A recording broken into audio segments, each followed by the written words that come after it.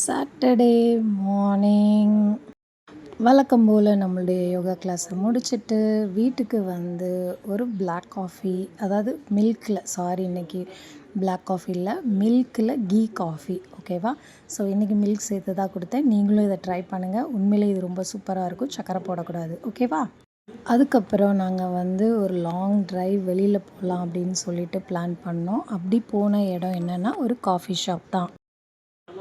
ரெகுலராகவே இந்த coffee shop நாங்கள் போவோம்.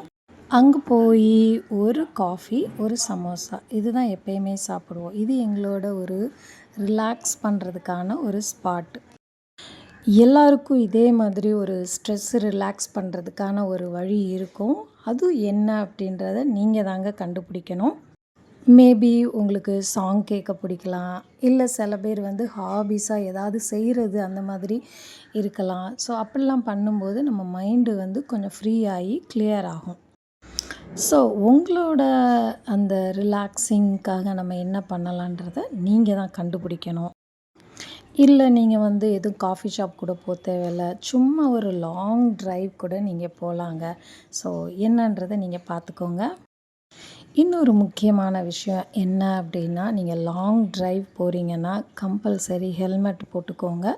காரில் போனீங்கன்னா கம்பல்சரி சீட் பெல்ட் போட்டுக்கோங்க. இது வந்து மற்றவங்களோட சேஃப்டிக்காக கிடையாது, நம்மளோட சேஃப்டி ரொம்ப ரொம்ப முக்கியம்.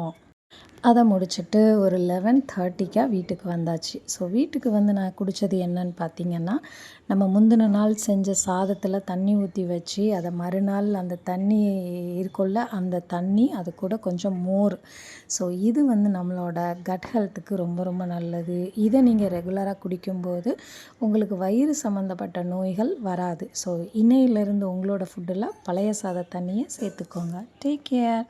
பாய்.